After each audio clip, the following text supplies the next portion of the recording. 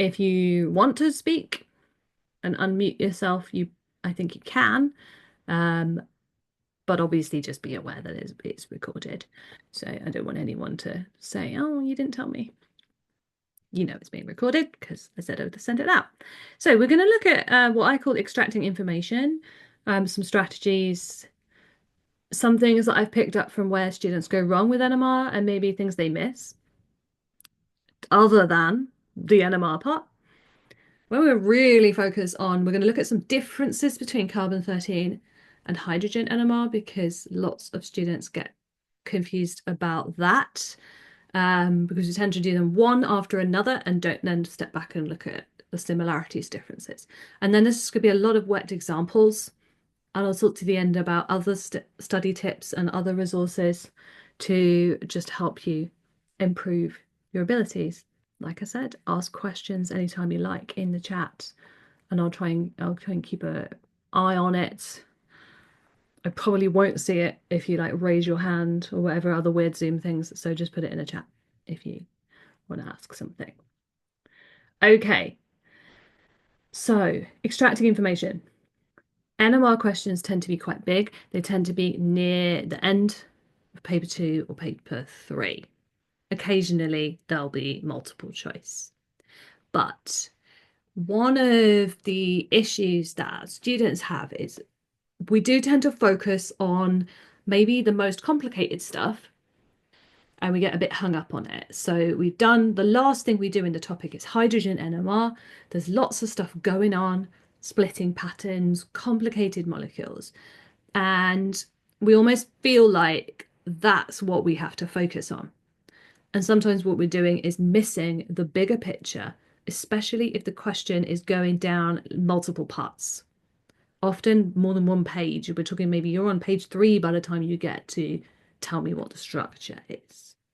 So this side is what I would call the formula side. That is really, really important. And today, the first thing we'll look at is what can we actually tell from an empirical or molecular formula that might help us with structure determination before we just start randomly trying to draw every possible thing that's got like 5 like carbons in it. Sometimes we look at a question, we're like, how am I even supposed to know how many carbons it has? All I've got is this spectrum. It doesn't tell me what's in it.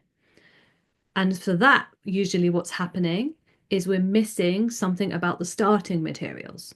Like if it told me that it started with butan-2-ol, there are limitations into what could be made from that because there's a particular functional group, an alcohol, in a particular place. And so sometimes we can jump right in and miss those little details about what was it, what was compound X 3 pages ago that I need to go back and actually check. And that's another way that we get confused is a question could be compound X reacts with this to make compound Y, and then compound Y does this to make compound Z. Really make sure you know what the spectrum is of which one of those. Draw all over the place to try and match it up because sometimes they will give you an infrared spectrum of compound X and then an NMR spectrum of compound Y and then another NMR spectrum of compound Z. So making sure that you've actually thought about which compound they're talking about in the question. And the other clues that might be there, of course, are chemical tests. Do not underestimate the value of learning your chemical test functional groups. You've just got to know them so that they're really second nature, partly because in other places, they're going to get loads of marks just for 1 markers here and there. Don't focus so much on the big analysis, scary questions that you can't tell me how to test for an aldehyde, or that you can't tell me what color potassium dichromate goes when it oxidizes an alcohol. All those little things really add up, which is why I send out those retrieval practice quizzes every week to try and kind of keep that stuff going. So that by the time you get to the practice questions, you don't have to go back and learn all of that. You should be doing that all the time. Isomerism, we're going to look at some places where they will tell you something about isomers that will be helpful And also, we're going to talk about functional group isomers today because that's helpful. And infrared spec is often part of a question that involves NMR as well. Sometimes it's only infrared spec, and sometimes it's only mass spec. So let's see what we mean by why maybe things like empirical and molecular formula might be more useful than you think. Like, obviously, you've got to know what the molecular formula is to have a good idea about the structure. But there might be some things that we miss that we don't even think, oh, I don't even realize that molecular formula could tell me that. So let's have a look at this one. I'm just going to say this is a mass spectrum. I mean, not an NMR spectrum. Okay, I can tell because it says mass spectrum and says M/Z at the bottom, which is our mass charge ratio. And then it says relative intensity. It doesn't say anything else, and there's no ppm or anything. So mass spec for AQA, you probably don't get that very often, and probably all that you'll be told is the MR value. For OCRA, you are expected to know a little bit more about fragments, but because it's not for every example, and I'm not going to go over fragments in detail. What we are going to do is we're going to work out the empirical formula. So if we do an empirical formula calculation, we've got our C, we've got our H, we've got O, composition 55.8%, 7.0, 37.2. We divide each one by atomic mass, and I'm hoping you all know how to do that. And if you don't know how to do that, just to give it a good old practice so that you're no longer rusty. And then I work out from that, we get a ratio, and the ratio ends up being like 4.65. Whoops, 4.65. Every time I write in the corner, it doesn't like it. Oh, I'm just going to write it over here then. C, 4.65. H ends up being 7, and O ends up being 2.325. We divide everything by 2.35, and we end up with C2H3O. Now that is an impossible molecular formula. You can't possibly have a molecule with the right number of bonds with 2 C's and 3 H's and an O. And the reason for that is you can't have an odd number of hydrogens if all you've got is oxygen and carbon.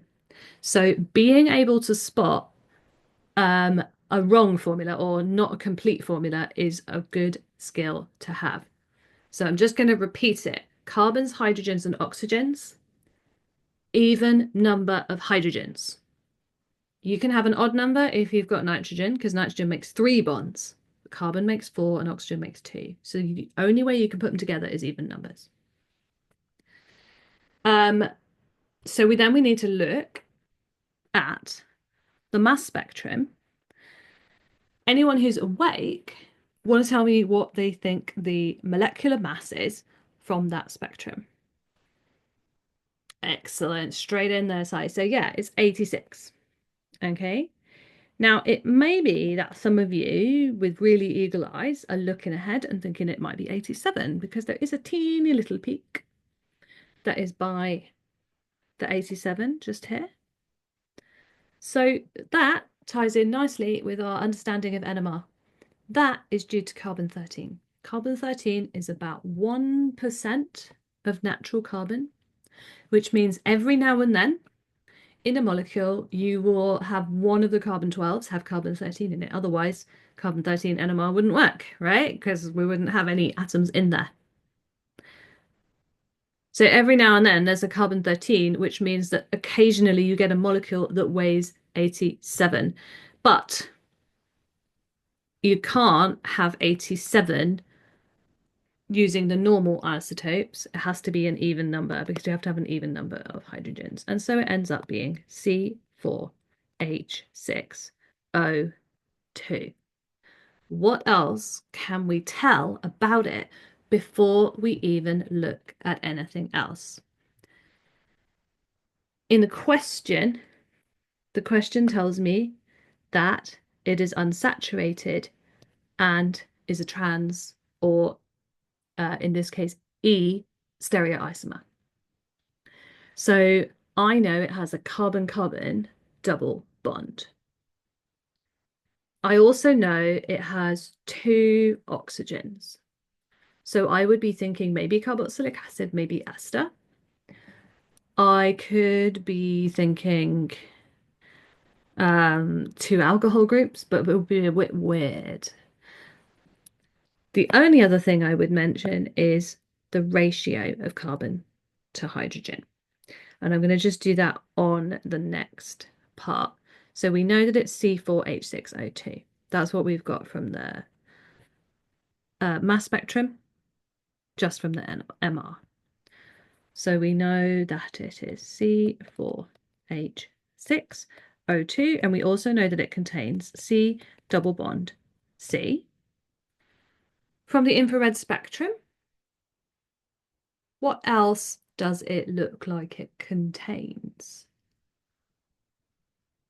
So quick on the answers. I've got someone saying ketone. Anyone reckon anything else? So if you were trying to explain what was in compound A, what do we think? You can always direct message me. Aha, okay. So now we got a different answer. C double bond O. So what's really interesting that I want to point out that I really notice is this. Some of you are giving me the names of functional groups and some of you are giving me the names of bonds. For infrared, it only tells me the bonds.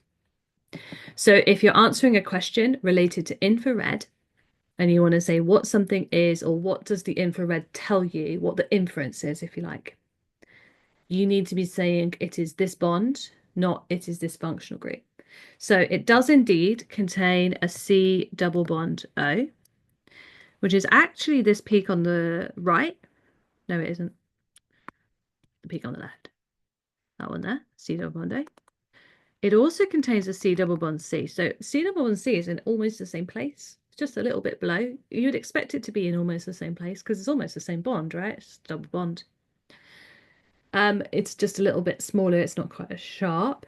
And then this bit here is my OH, which is overlapping with CH, which is not very helpful. All right, CH is always there. How do I tell the difference? I go up from 3000. If it's going across the 3000 line like that, like a big fat thing that's spread out all over the place, that is a carboxylic acid.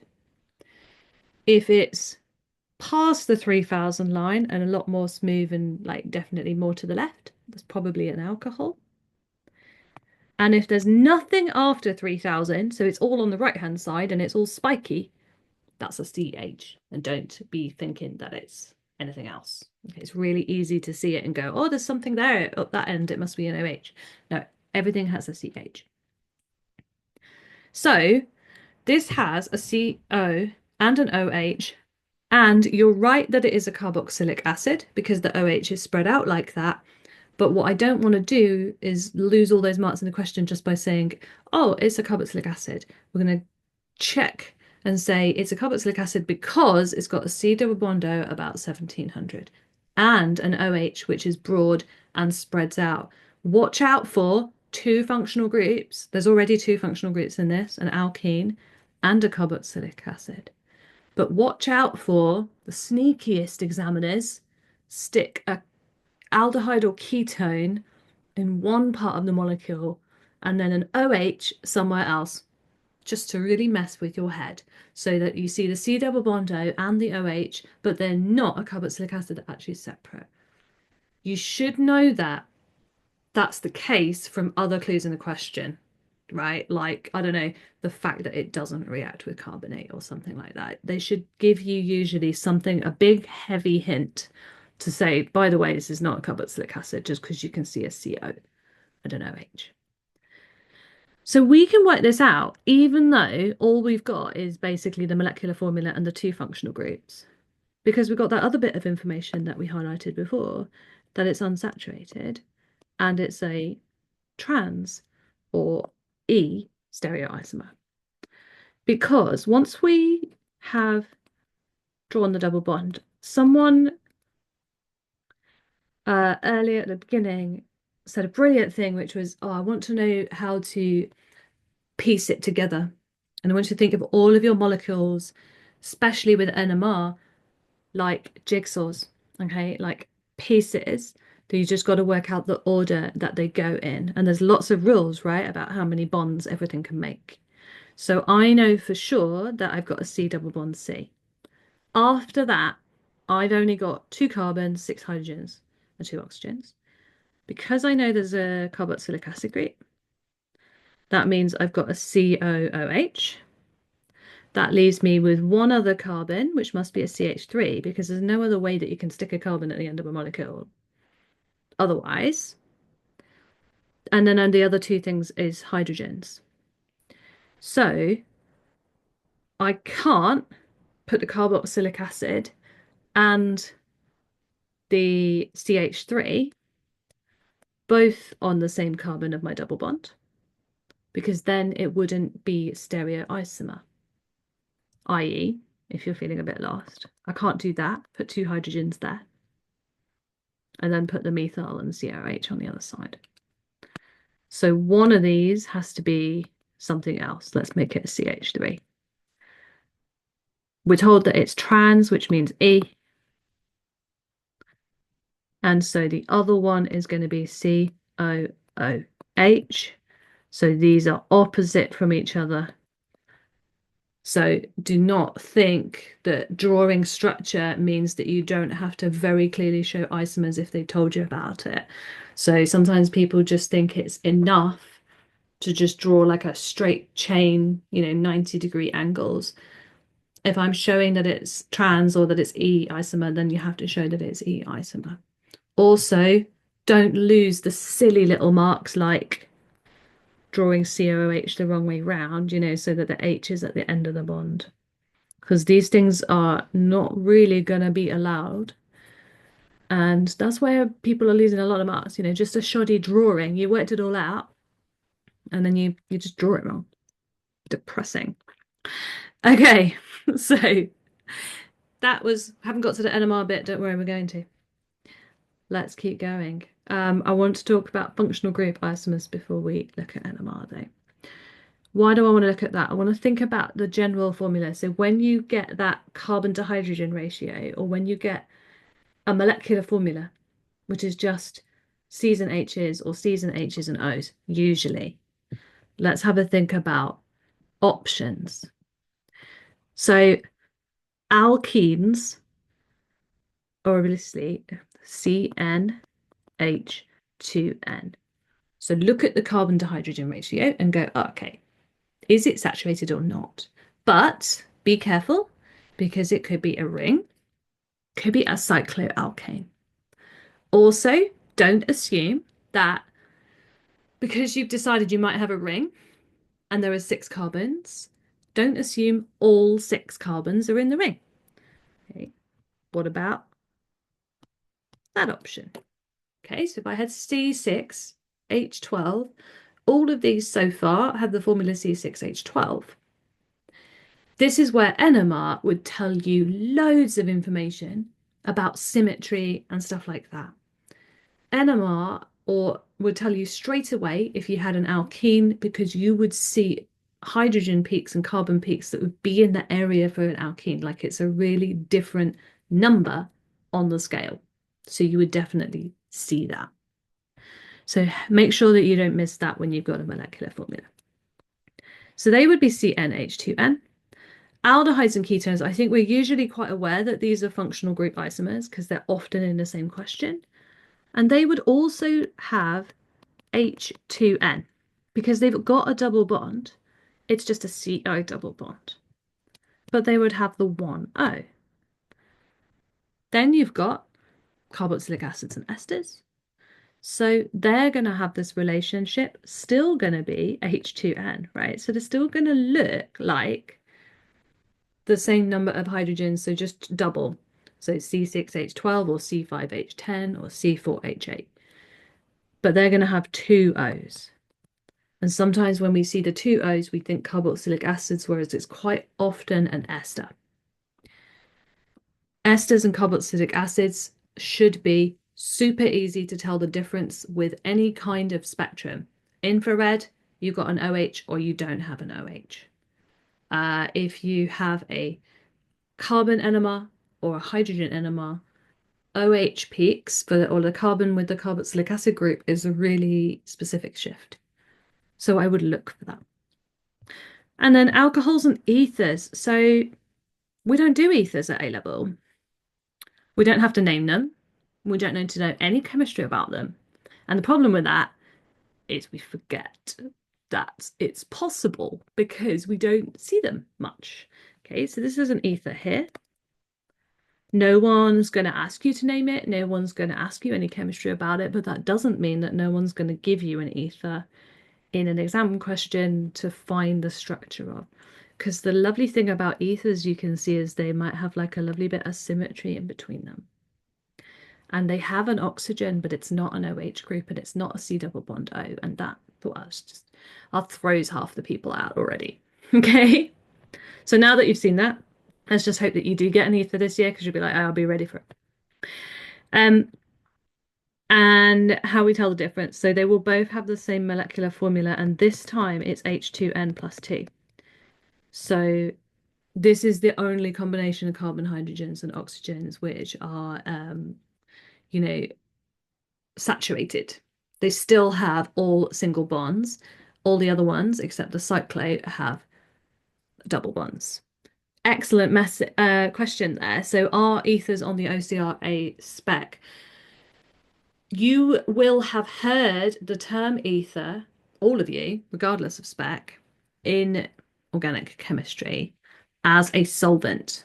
Okay, so some organic reactions require dry ether solvent, such as lithium aluminium hydride, sodium borohydride, and some basically like really reactive stuff needs dry ether solvent.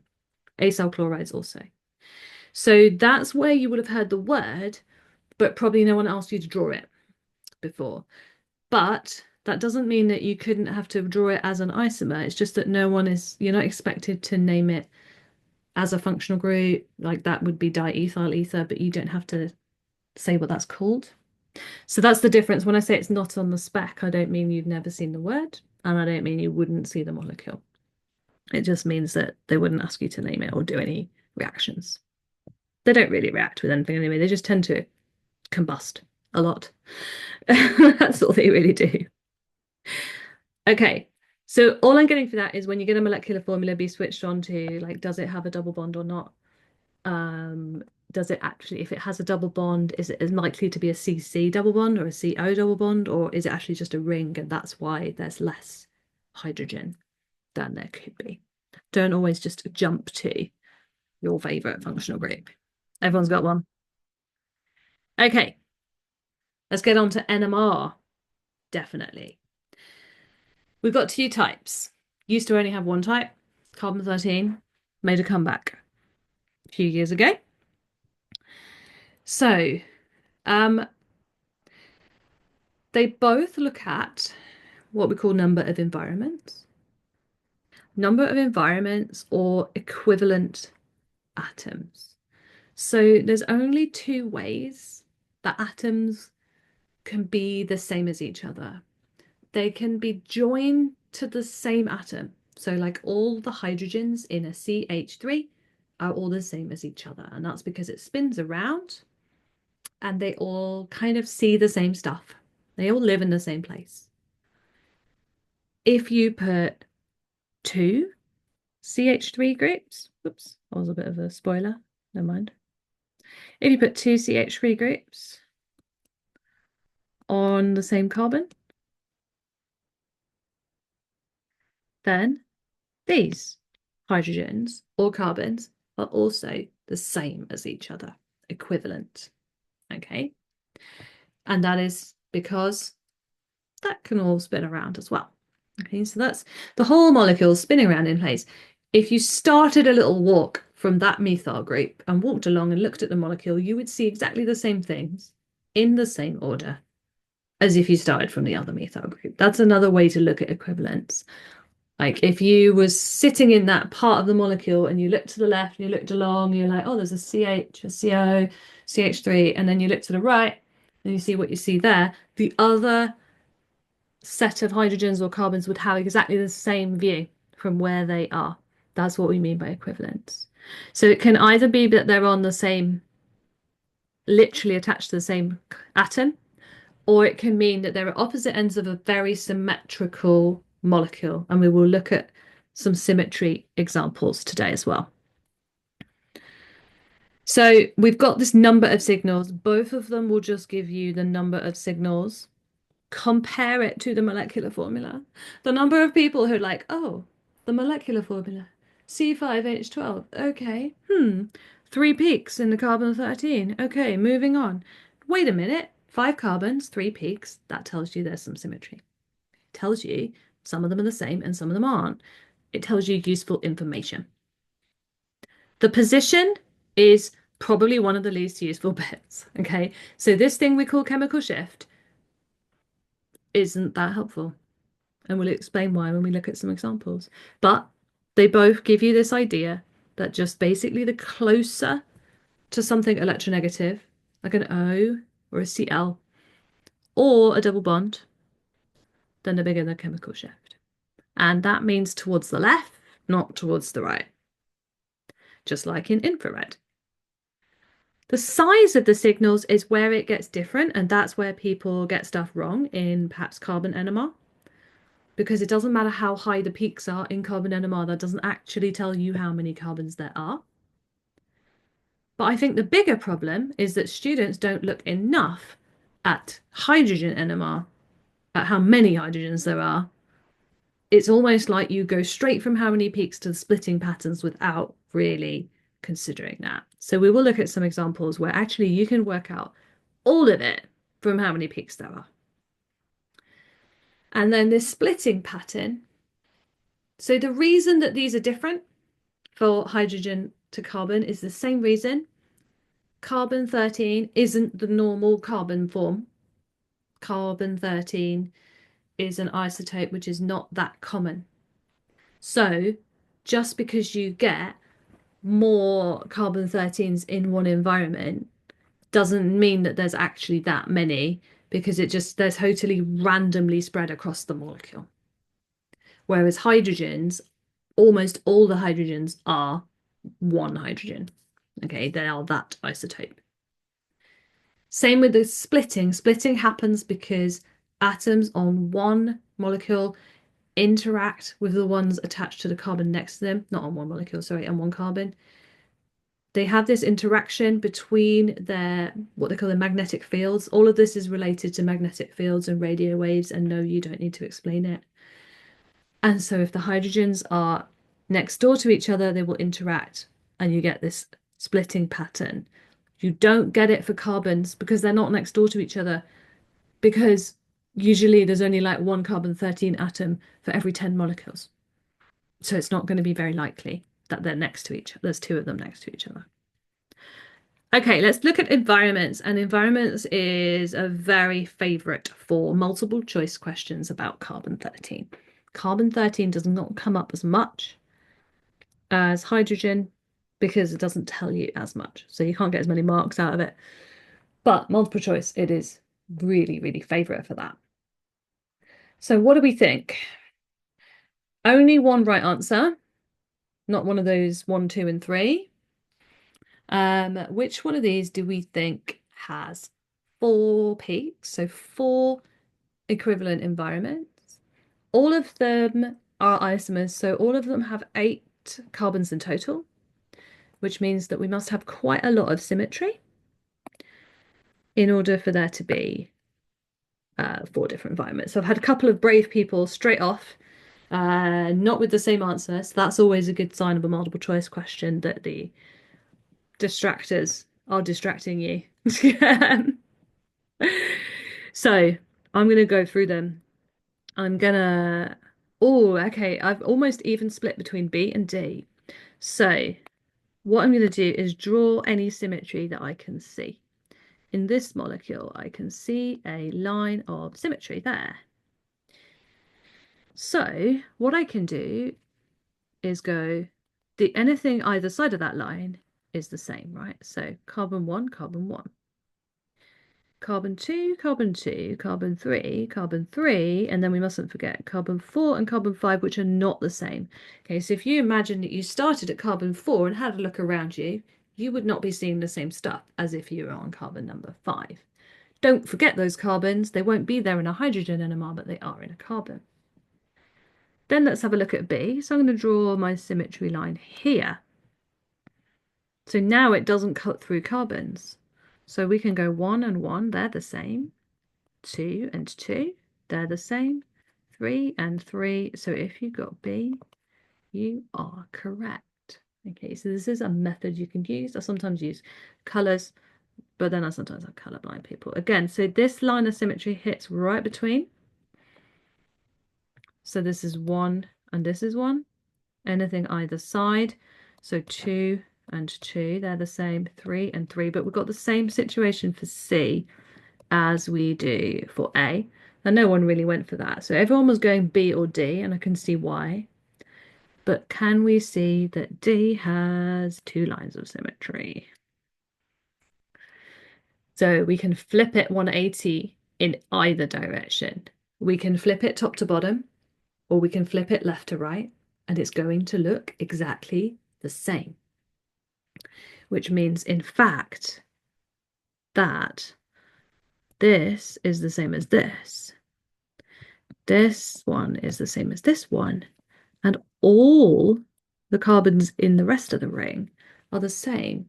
So if I just rotate that in either direction, all those carbons that I've labeled 3, it's really hard to see probably for some of you,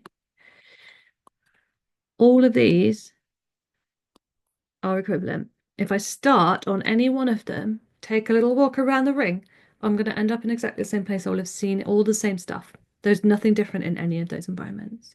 And that's because I can flip it that way around, 180, but I can also flip it around this axis too, 180 degrees. This is how we spot environments that are equivalent. And that's the kind of thing that usually pops up in a short kind of multiple choice question. It's not very common to get molecules like this in the sort of hydrogen NMR and all the rest of it, partly because they're just very unlikely to come out of a bigger question about reactions and stuff like that, because it's a sort of cycloalkane and it's not very exciting. Okay, another example then of NMR, carbon NMR. Obviously, it's all going to be NMR now. So this one, now we've got an alcohol. What can you notice about what would be like the first thing that we would spot? It's got molecular formula, and I know it's an alcohol. There's no double bonds. How many carbon environments do we have in this molecule? So alternating answers here. Again, slightly confusing. That some of you might recognize. That's the reference. See how it's dead on 0 and it's labeled TMS. So TMS is our molecule that we put in order to compare the chemical shift, how far along they go compared to TMS. It's 4 methyl groups, tetramethyl, attached to a silicon. And the 4 methyl groups, they just give you a really big strong signal of carbons that are all the same. So there's only 3 peaks, which means that 2 carbons are the same. That is literally all I need in terms of information from that spectrum. I don't care about the chemical shifts because I already know it's an alcohol, and alcohol chemical shifts, by the way, are like really random and can just pop up anywhere. So they're not very helpful. Alcohol's a bit variable. So all I need to know, I don't need to know any heights because this is carbon 13. So you might be looking at that one and going, well, that looks about twice as big. Well, it is sort of ish, but it's not an exact ratio, so I don't care. So all I have to do is think about what options I can do with 4 carbons and an OH group where two of the carbons are the same. So I can't make a straight chain where two of the carbons are the same. If I put my OH group there at the end, that's four different environments. Every carbon is a different distance from that OH group. That doesn't work. If I put my OH group in the middle, that also gives me four different carbons. Okay, they're not the same. If I turn it round, that carbon with the OH group is different to the other carbon that's on carbon number 2. So they're all different. Okay, so I will have to move a carbon and make it a branch. Now I have two options of where to put the OH group. If I put the OH group on the end, and sometimes if you're confident, it helps to draw skeletal.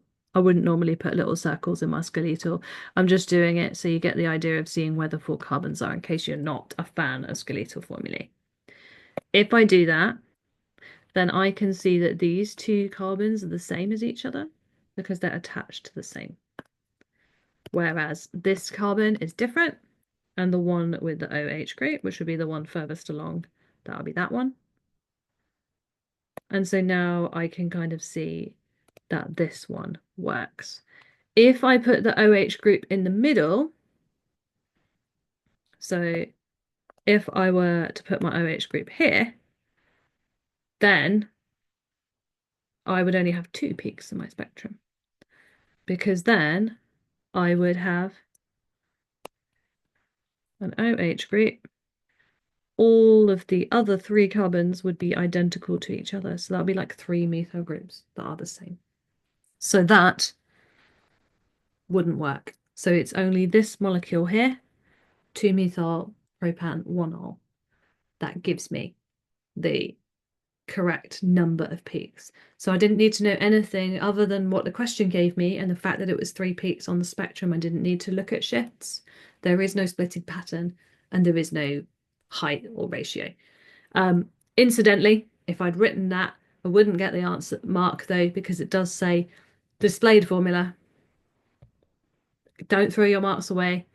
If it says displayed, don't forget to actually show the whole thing. Most of the longer questions will not have a particular way they want you to show the structure. It just has to be clear what molecule it is. Okay, proton NMR. This is the biggie. We're ready for it. Don't forget, do ask questions if you still got some before we get to this stuff. So proton NMR has lots of possible, 4 main things it can tell me. Proton, because hydrogen is a hydrogen nucleus is a proton. That's all it is.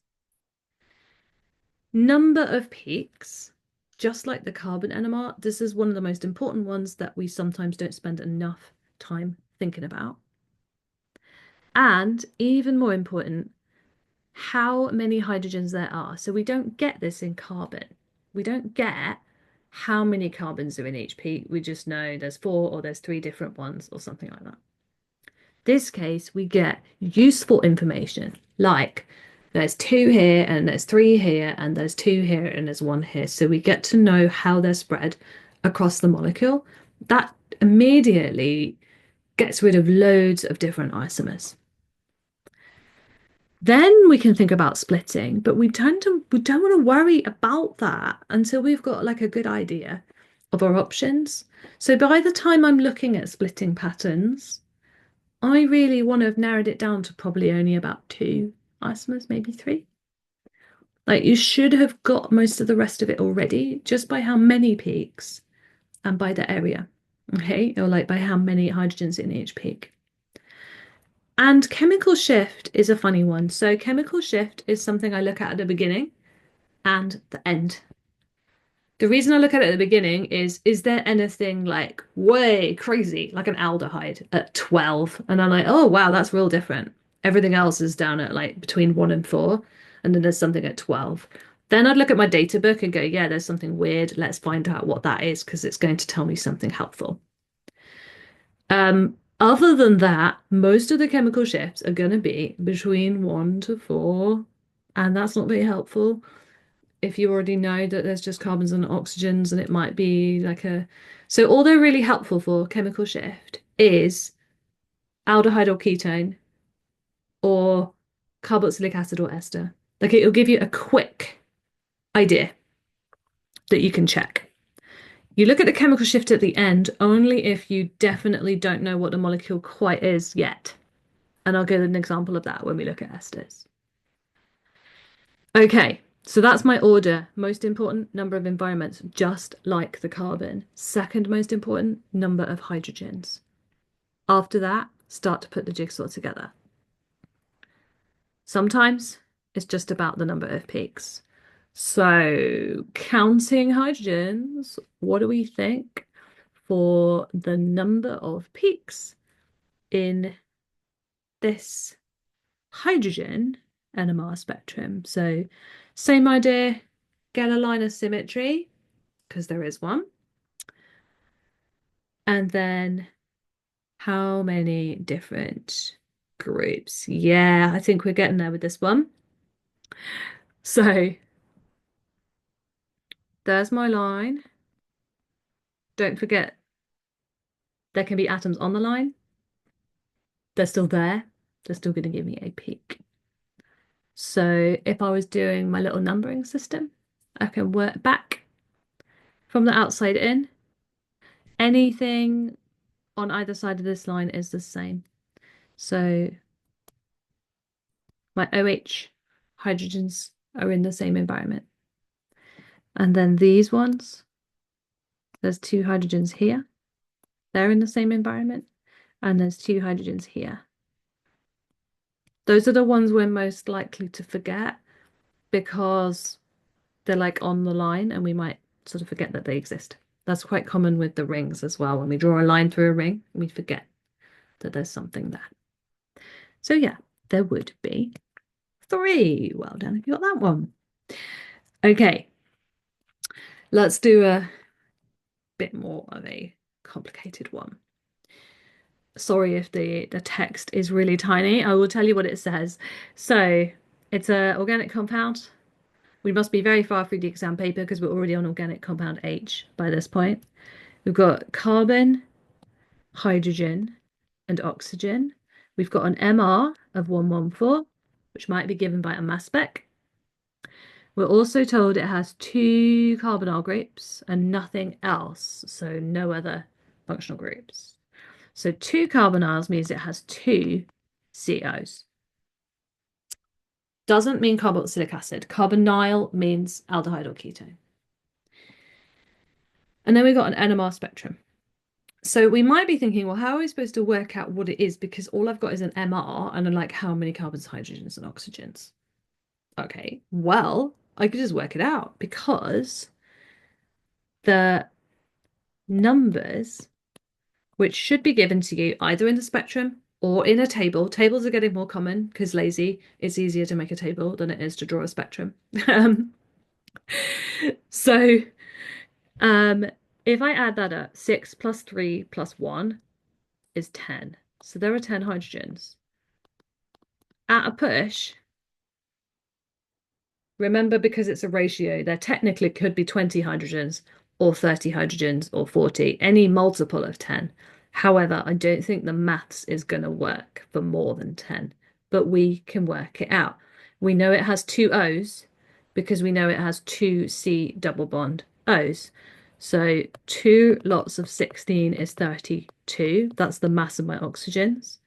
114, take off 32, leaves me 82, which is my carbons and hydrogens. If I've got 10 hydrogens, that leaves 72 for the mass of carbon. So that's 6 carbons, and that works. C6H10O2 gives me a mass of 114. Like, don't forget, you can't put carbons and hydrogens together in any order you like, right? You can't have like 5 carbons and 16 hydrogens. It's impossible because of 2n plus 2 is the maximum. Here, I'm expecting 2n minus 2 because there's two double bonds. Every time there's a double bond, you take off two hydrogens. So if you think about 6 carbons, the maximum number of hydrogens you could have is 14. 6 times 2 is 12, plus 2. Every time you have a double bond or a ring or anything like that, you take 2 off. And so if I've got 10, I've taken 4 off, and that's for my 2 double bonds. So I know there's 6 carbons.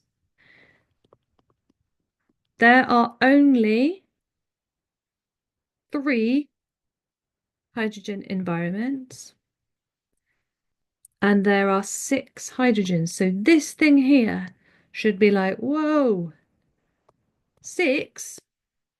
That's a lot of hydrogens. You can't fit that on one carbon. There's only one way you could get 6 hydrogens that are all the same as each other, and that is if you have this. So that they're both attached to the same carbon and they're the same. I have started to make a jigsaw piece. Not only that, that jigsaw piece has got 3 carbons in it, so I'm already halfway through my molecule. And in fact, because I know 2 of my carbons don't have any hydrogens on at all. 2 of my carbons have only got double bonds O because they told me in the question, and a lot of students just skip over that and jump right down to it. So if I've got that, now all I've got left is 1 carbon, and I can see that there is a CH3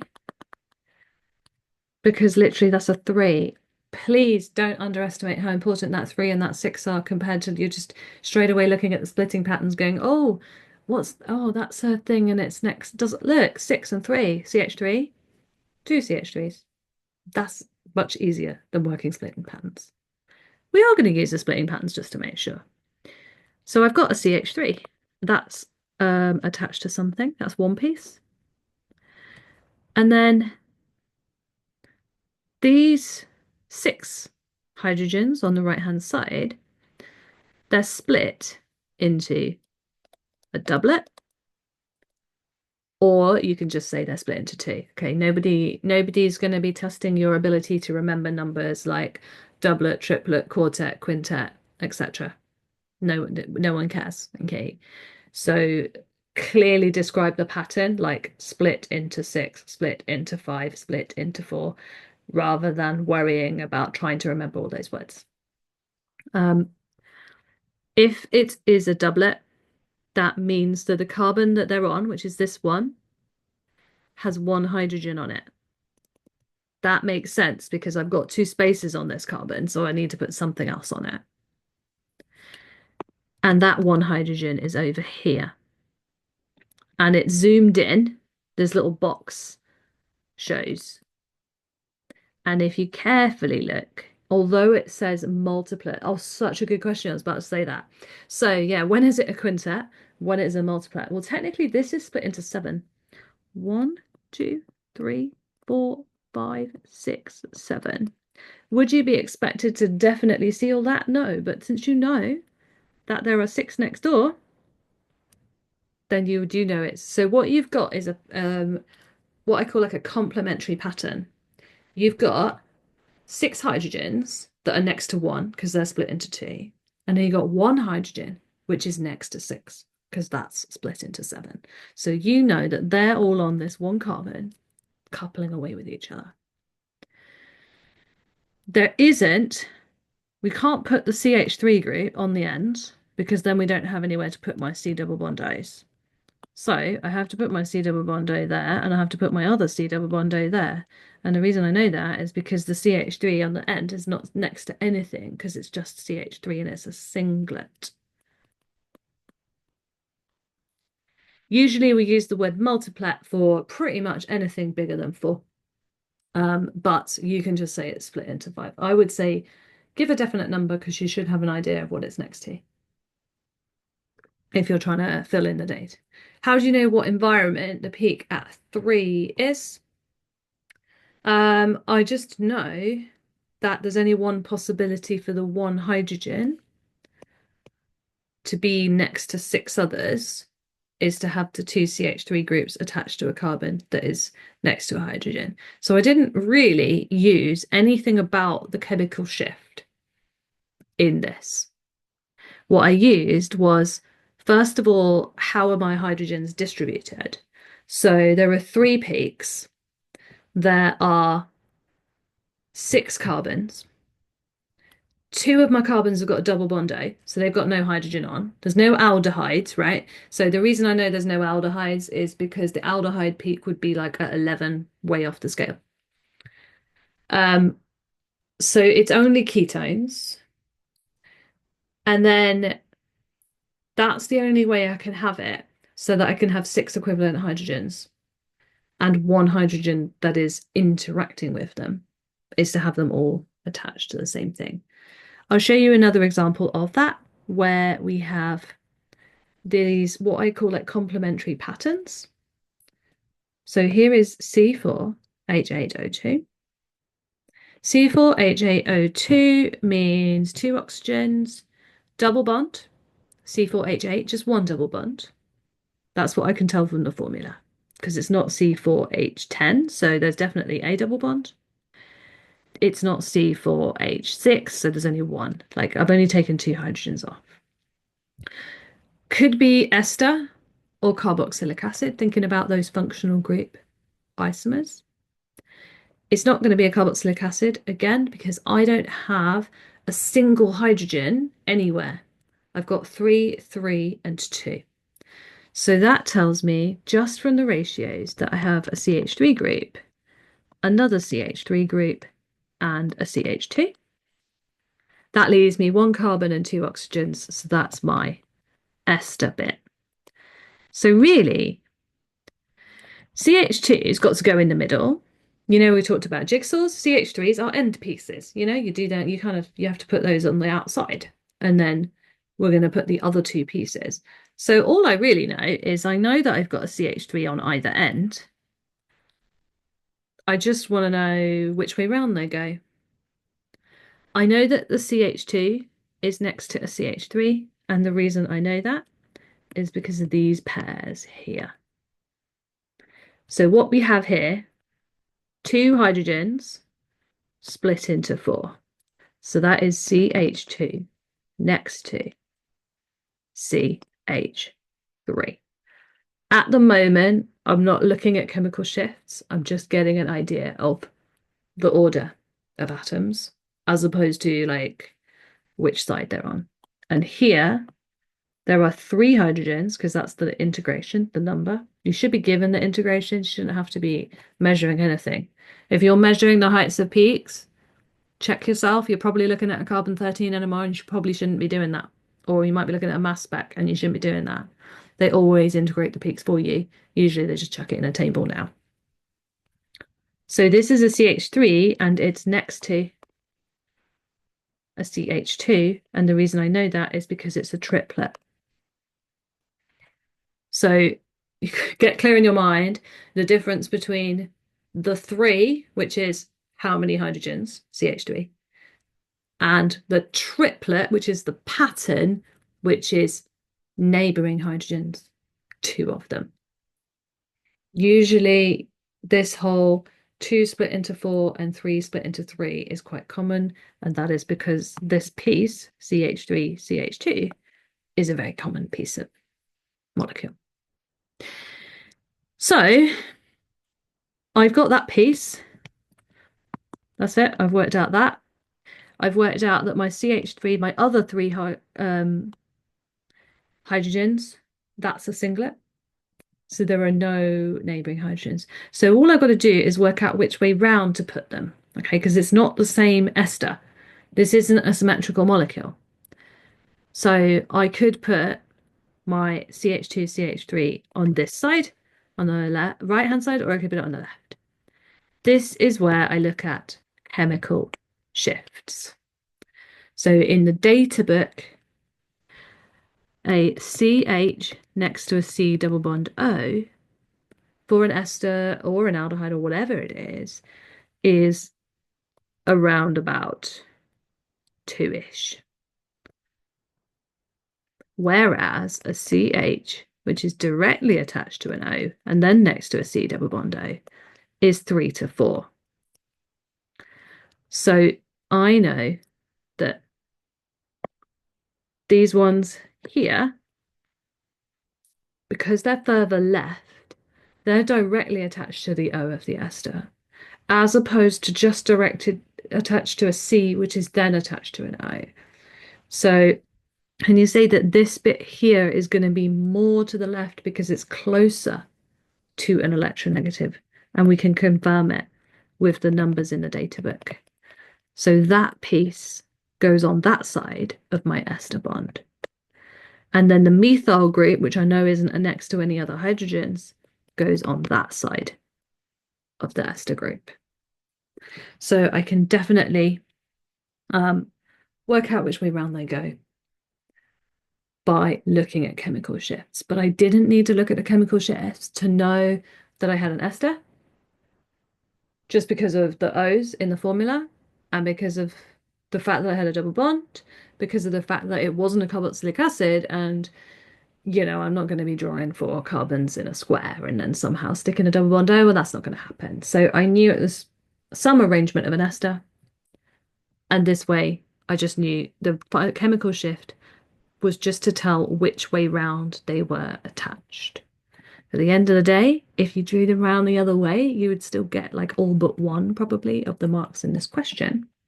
So that's much more important than deciding which form it is. I just put this one in because it was one that like confused people about splitting patterns in a recent paper. And it was just a case of like putting in the splitting patterns. It was only a 2 marker of each of these proton environments. So it wasn't the first 2 that was the issue. And again, that's just such a common thing. So there's 3 hydrogens there, but they're next to 2. So I'm just going to write the number, right? You can write triplet, but you would have got the marks in this question for writing the correct number too. The second one, if we look at carbons, on the left-hand side, there's 3 hydrogens. On the right-hand side, there's nothing. There's a C double bond O. So that's next to 3 split into 4. Then we've got the bit at the end, which caused people a little bit of trouble. So there's my CH2. On the left-hand side, there's nothing, so COC. On the right-hand side, I can follow 1 carbon and there is a hydrogen. And therefore, that would be split into 2. So there is a neighbouring hydrogen, CHOH.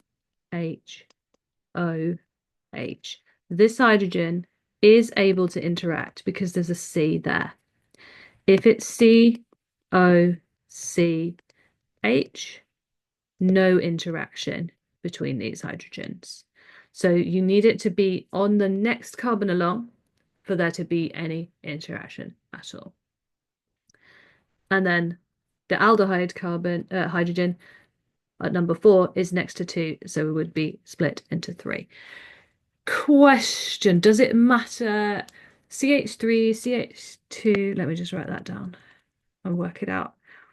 CH3, CH2, O, CO, CH3. No, that's absolutely fine because it's in the right order. So the C is bonded to the O is bonded to the C, and the CO. Yeah, that's absolutely fine. Everything's in the right order. And so it's not ambiguous. That's basically what they're looking for. Wouldn't have been good, if you had written CH to, just trying to think. I think most of it's fine. Yeah. Okay, splitting pattern 3. Yes, so that's why I included this question, because lots of students did think it was a singlet, but it's not. Okay. There is a carbon next to this carbon. There is a hydrogen on it. So aldehydes are unusual. We don't see them that often in hydrogen NMR. When you do see them, it's more obvious because they're usually like, you'll see the whole spectrum and it will give you the shift, the chemical shift. And then the chemical shift is like so in your face, 11 or 12, that you're like, oh, that's unusual. That's very high. And then you actually know. So that's why. No, heck, it's 4 o'clock already. Right. So I'm not going to go over my last example, which was a shame. It was fun, but I'm just going to skip through it. Um, it was just another example, really. Um, I'm just going to quick plug. I think you're all on my mailing list, which you know that I send a weekly quiz. I just want to remind you to open it every week and do it, because it doesn't take very long. And definitely by now, in year 13, you should be doing the year 12 one and the year 13 one, really just to give yourself a check of, oh, have I forgotten something really obvious from last year that I should probably go back over? Just make it easier for yourself in a couple of months' time that you're doing it now rather than suddenly opening up all the past papers and realizing you can't remember anything about group two or halo alkanes, for example. Um, there is also some fairly badly organized, but it is all there, free stuff on my website. Um, little groups of there's organic stuff in the organic section. There's little things to do with functional groups, mechanisms, types of reaction, just other little resources you can use to help you. Practice papers. I'm on the go with predicted papers for this year. So watch this space. It'll be hopefully by Easter that they'll all be done for OCR and AQA. If you're not already signed up, for £5 a month, you get absolutely loads of extra support, including um, loads more videos like this where I go into more detail about things like organic analysis and all the other different topics at A level. If you want something really more intensive, I'm running Easter revision courses. These are going to be small groups, not like today where there's been loads of people in. Small, much more interactive groups for AQA, OCR, and Edexcel during the Easter holiday, and then like 1 or 2 days. They're kind of 2 days for year 13. And the reason I'm pointing that out is because they are on a discounted booking price until the end of February, which is end of next week.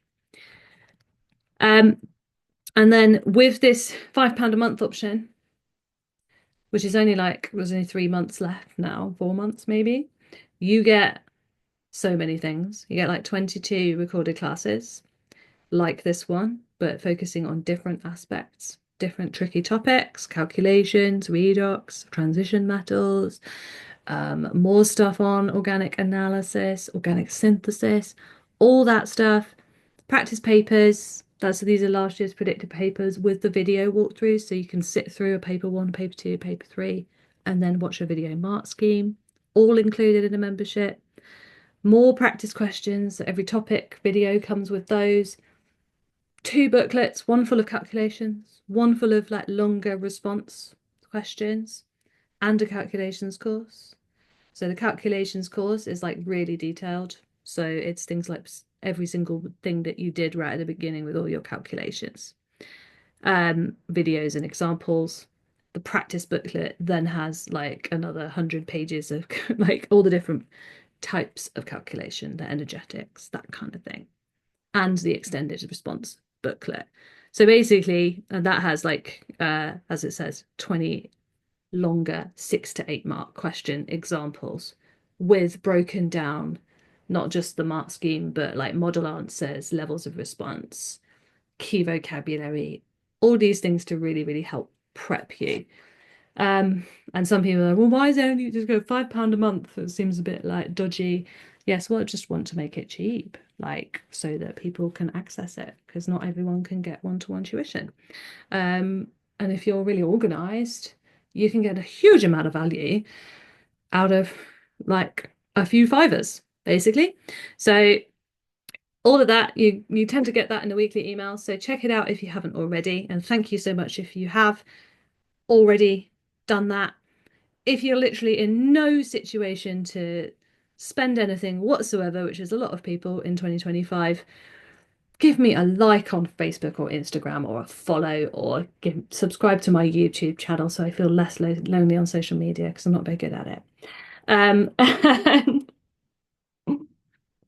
And that's a way that you can help me for absolutely for free. And I really appreciate all of that. If you just like comment on a video and go, thanks, that was nice. That's just, it's worth loads to me because sometimes you feel like crickets.